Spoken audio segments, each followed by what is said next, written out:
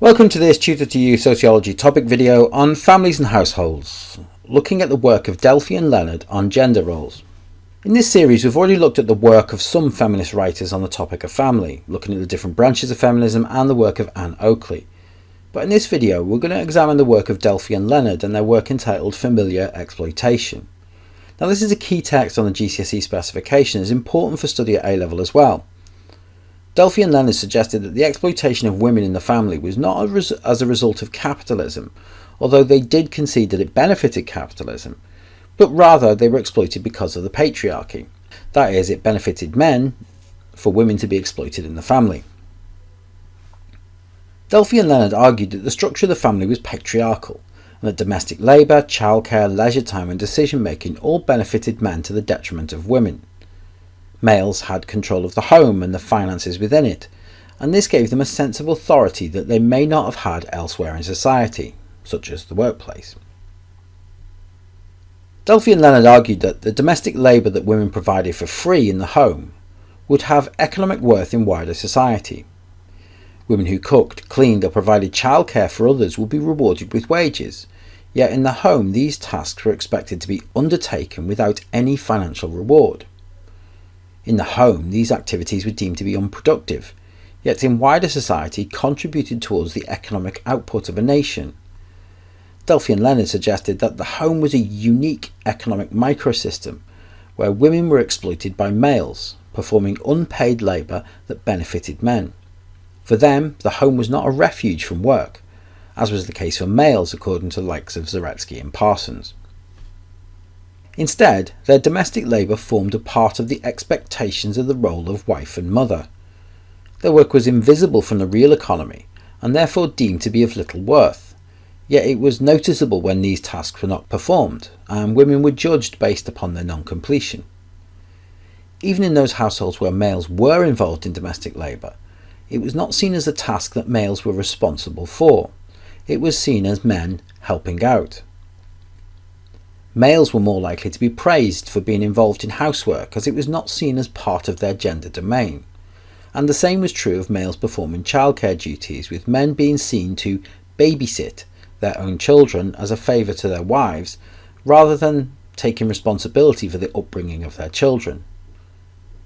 Males involved in their children's day-to-day care were seen as exceptional, only because society deemed it to be part of the feminine domain.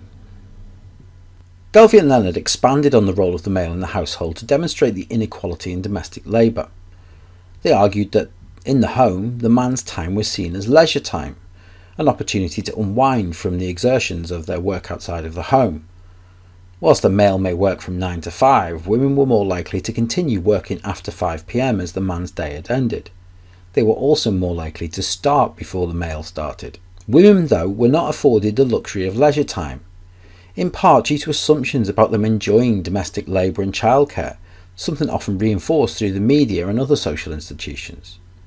Domestic labour became associated with women, with language being used to describe housework often referring to the home as the woman's domain, such as referring to the kitchen as her kitchen, and assumptions about home furnishings being part of the female domain.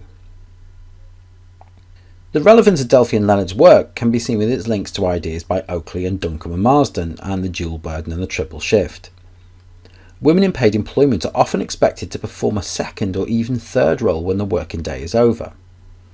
Despite recent changes in the division of labour, this still exists, with Jonathan Gershony referring to the lagged adaptation of males in becoming involved in domestic labour. Males may be doing more than in previous generations, being involved in their child's upbringing and cooking meals. However, things are still far from equal in most households. Critics of Delphy and Leonard point to the fact that their research ignored the impacts of capitalism in shaping the economics of gendered labour, with employment associated with females often being awarded lower status than male labour. Furthermore, with the changes to family types, it can be argued that it is not the male responsible for this division of labour, as many lone parents, predominantly females, are expected to take on a dual burden and triple shift without the presence of a male partner. However, this can be countered by the social expectations for women to be the primary carer in the event of divorce or separation, which can be seen as a symptom of a patriarchal society. Finally, research that proves the division of labour has an element of patriarchal control comes from Gillian Dunn, who found that in lesbian partnerships, the domestic division of labour was more equal than in heterosexual relationships, suggesting that the presence of males and patriarchal norms influences how housework is completed. That concludes this Tutor to You Sociology topic video on families and households, looking at the work of Delphy and Leonard on gender roles. Thanks for watching.